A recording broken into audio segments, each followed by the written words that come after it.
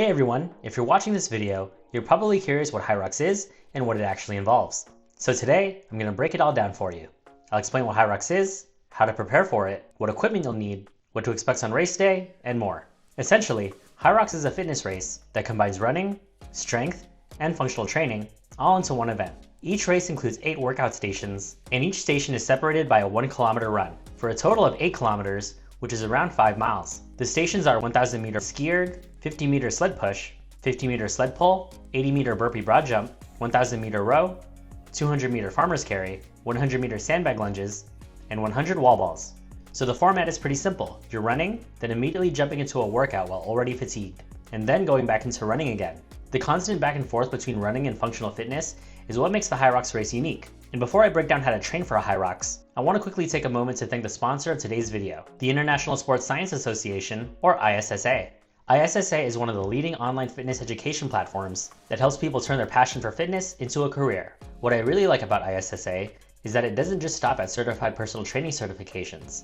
They also offer a wide range of specialty certifications and advanced programs, so you can go deeper into areas like nutrition, strength and conditioning, corrective exercise, and even sport-specific training. And that's something I've been personally leaning into more lately. As I've been working toward getting better at Hyrox and helping my gym members get into the sport, I've realized how important running really is. Through ISA's Certified Running Coach program, I've been able to dive deeper into how to structure runs, how to manage pace, and how to actually build programs in a smart, sustainable way. And what's been really valuable is taking all that information and being able to apply it to the members at my gym. ISSA has generally changed how I coach, and it can help you too. With a lot of ISSA's programs, you get an online textbook, structured lessons, practice quizzes, plus audio and video options, so you're not just memorizing information, you're actually understanding the why behind it. With their flagship CPT program, you can become a certified personal trainer completely online at your own pace, whether you're working full-time, in school, or just have a busy schedule. The exams are open book and open note, and you can even take them from home. If things don't go perfectly the first time, they also offer a free retake if you're stuck. Once you're certified, they even include a free professional website to get you started. They also have a CPT bootcamp where you learn the purpose-driven training system, so you can feel confident coaching real clients from day one. Fitness jobs are in high demand. ISSA has over 10,000 gym partners that have over 73,000 open jobs for trainers right now. And you don't need a 4-year degree to get started, just the certification. Once you're certified, you can join ISSA's Career Connect community, designed to help you find jobs in your area. The best part is, they back it up with the #1 job guarantee in the industry with a full money-back guarantee. So if you've been thinking about turning fitness into a career, ISSA is giving my community a special offer. Head to joinissa.com/KevTheTrainer to get $100 off their CPT program, the Fitness Coach Bundle, the Elite Trainer Bundle, or the Master Trainer Bundle. Thanks again to ISSA for sponsoring this video. Now let's get back to Hyrox. In Hyrox, there are many different divisions. In a solo race, you complete the full race on your own. That means running all 8 kilometers and completing all 8 workout stations by yourself. In a doubles race, you and a partner can split the stations however you want, but you still run the full 8 kilometers together. And in a relay, you're in a group of 4, and each person takes 2 stations and 2 kilometers of running. And you can decide which stations you want to do amongst yourselves. These are also divided into men's, women's, and mixed categories, along with open divisions for general athletes and fitness enthusiasts, as well as pro divisions for more advanced competitors. Within each category, the weights vary. Here's a quick overview of the weights in each division. Men's Open and Women's Open follow standard weight progressions, while pro divisions increase across all movements. Women's Pro matches the men's open weights. For doubles, you'll use the same weights as your respective division, and in mixed doubles, women will use the men's weights. In a relay, men and women will each use their respective division weights. There are also adaptive divisions available for athletes with impairments, categorized based on physical, visual, or neurological conditions. There are 13 divisions in total, with weights varying across different stations to align with each division's specific needs. At its core, Hyrox is a test of how well you can blend strength and endurance. You're constantly switching between explosive efforts and steady cardio, which means pacing, strategy, and mental toughness matter. So here's exactly how to train for Hyrox. Training for Hyrox can involve many different types of workouts, so I've broken them down into 4 categories: running, strength training, conditioning, and Hyrox-Specific. Let's start with running. Running is the most important thing you need to do to prepare for this race. Running will involve everything that builds your aerobic capacity, speed, and ability to hold effort under fatigue. There are 4 types of runs you should incorporate into your training: easy runs, speed runs, tempo runs, and compromise runs. Easy runs are all about building endurance, aiding recovery, and improving aerobic efficiency. These runs are performed at a low intensity, where your body primarily uses oxygen for fuel, rather than relying on high intensity output. This often includes Zone 2 running, which is a pace you can maintain for a long duration. These runs can also be longer runs. This is the foundation of your Hyrox training, as you need to keep moving consistently throughout the race. Speed runs are designed to improve your pace. These are often short, fast efforts, followed by recovery periods. Think interval runs, helping you run faster overall, and making your race pace feel more manageable by comparison. A track is also a fun place to do these runs. Tempo runs help build your engine. In simple terms, your engine is your ability to maintain output without burning out. These types of runs are performed at a comfortably hard pace, which is challenging but sustainable. You're not sprinting, but you're definitely working. These runs train your ability to maintain a strong, steady pace over time, which is very critical on race day. Finally, there's compromised running, and this is running under fatigue. In Hyrox, every run comes with a demanding effort, and after those efforts, your legs are heavy, your heart rate is high, and your breathing is taxed. Compromised running helps train you so you can manage pace when you're tired and build the mental toughness to keep going.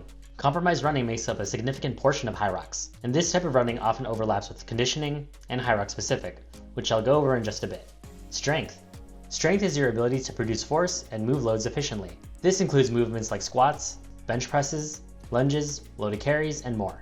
In Hyrox, strength determines how heavy everything feels. The stronger you are, the more manageable stations will be, like sled pushes, sled pulls, farmer's carries, lunges, and wall balls. So don't neglect strength training. Conditioning. Conditioning here refers to higher intensity workouts that blend strength and cardio. These sessions build overall work capacity, muscular endurance, and your ability to train under fatigue. These sessions may or may not include Hyrox-specific movements, but the primary focus is using a wide variety of exercises to develop overall fitness. The goal is to spike your heart rate up, just as you would during the race, to condition yourself. Hyrox-Specific. Hyrox-Specific training is the most direct form of preparation. This is where you can really zone in on the 8 exercises, practice different techniques, pace runs, and build mental resilience. At some points during your training, you may want to do a full Hyrox simulation just to get a sense of how well you perform during the race and understand what areas you can improve. So let's talk about what a schedule would look like training for Hyrox. If you have 6 days to train, a training schedule might look something like this. Monday is a strength and conditioning day. You'll do your heavy lifts, then later on condition yourself with other exercises and cardio. Tuesday is an easy run day. You can do zone 2 work to build your aerobic base. Wednesday is for Hyrox-specific training. This could be compromised running with stations, as well as an opportunity for you to try out different station techniques. Thursday is your speed or tempo run day. You're doing speed runs to improve your pace, or going at a comfortably hard pace to improve your ability to hold effort without fading. Friday is another strength and conditioning day, usually focusing on a different area with your lifts. Saturday would be another Hyrox style workout, and then Sunday would be a rest day, where you should also include some mobility work. Now if you only have 4 days to train, the schedule would be more condensed. Day 1 would be strength and conditioning, Day 2 would be a running day, starting with zone 2 work, followed by a speed run. Day 3 would be Hyrox-specific training, and Day 4 would be a mix of tempo running and conditioning. So whether you're training 4 days, 6 days, or whatever days are available during the week, try to get different types of workouts in the best you can. Now what equipment should you use to train for a Hyrox? First and foremost, shoes. Your footwear should primarily function as a strong running shoe, while still offering solid grip on indoor turf and hard surfaces, so you're stable during the workout stations. Many athletes opt for Hyrox-sponsored Puma racing shoes. They're lightweight, built for speed, and stable enough for movements like sled pushes and wall balls. When you're doing your dedicated strength training, you'll want shoes with flatter soles so you're more stable, balanced, and can produce more force during your lifts. I use Reebok Nanos since it's a cross-training shoe that I can use for both lifting and shorter periods of running. A smartwatch would be great to have to track your running, workouts, your pace, heart rate, and distance so you can train smarter. Popular options include the Apple Watch Ultra, Garmin's, and the Hyrox-sponsored Amazfit, which has dedicated Hyrox workout tracking. As for running itself, all you really need is the outdoors. Having access to a treadmill adds flexibility, and also having access to a track is nice too. Ideally, you'll also have access to conditioning machines like the ski erg and the rower. Not only because these are 2 stations during the Hyrox, but they're excellent training tools to help simulate fatigue. In addition, even though there's no biking during Hyrox, an air bike would be great to train with, as they're pure engine builders. They're perfect for intervals that mimic Hyrox intensity, and can be easily used during conditioning workouts. A sled and surf would also be nice to have access to.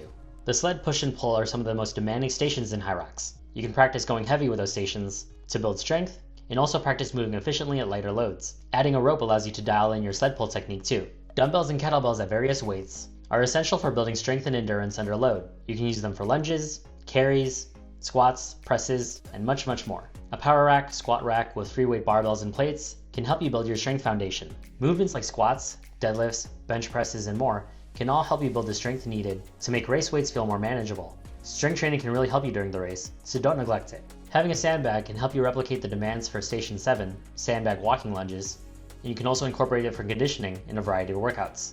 Every Hyrox race ends with wall balls. You'll need to do 100 of them, so you'll definitely want to use a wall ball to practice, and targets if possible. Men will need to throw the wall ball at a 10-foot target, and the women at a 9-foot target. There are many Hyrox affiliated gyms across the world that will have this equipment and more. And if you're in the North County, San Diego area, I'd love to train with you at the Camp Transformation Center San Marcos, which is where I work as a trainer. We're a Hyrox affiliated gym with a great community, and we'd love to have you. That said, if you don't have access to a Hyrox training gym, or a gym that has any of this equipment, you don't need specialized equipment to start training. The most important pieces are still running, building strength, and learning how to combine the two. You can still make it through the race.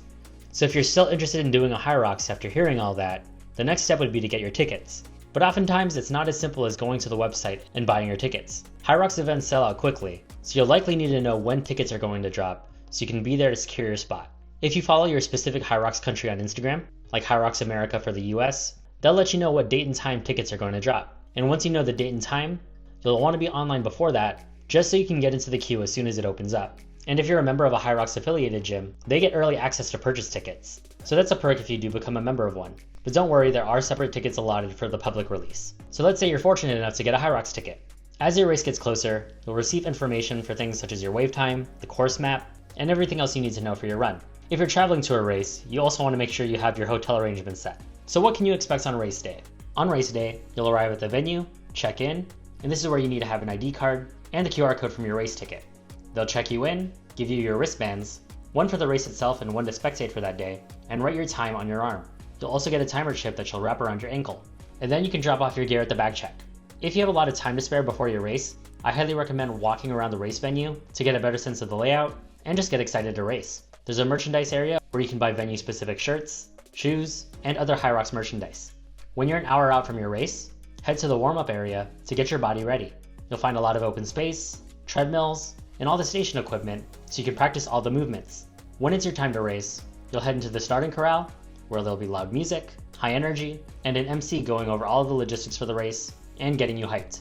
The MC will count you off and you're off to race. There are penalties for things like missing laps or not meeting movement standards. There are judges and volunteers at each station who will help maintain these standards. And it's a really good idea to learn and practice all your movements so you're maintaining those standards at each station. Hyrox publishes official rulebooks for each division so you can study them and train to the exact standard before you compete.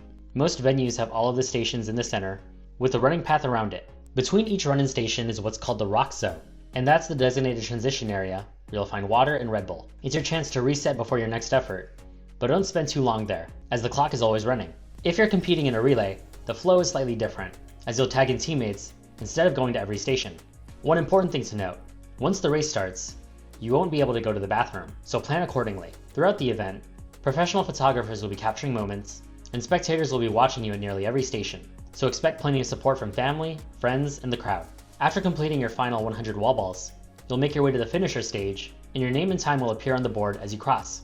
And just like that, you're a Hyrox finisher. At the finish, you'll receive water, your finisher patch that has the venue on it, and the chance to grab a photo with your result. So that's a general overview of Hyrox. Let me know in the comments, where's your next race? If you found this video helpful and want more Hyrox content, be sure to subscribe. Thanks for watching, and I'll see you in the next one.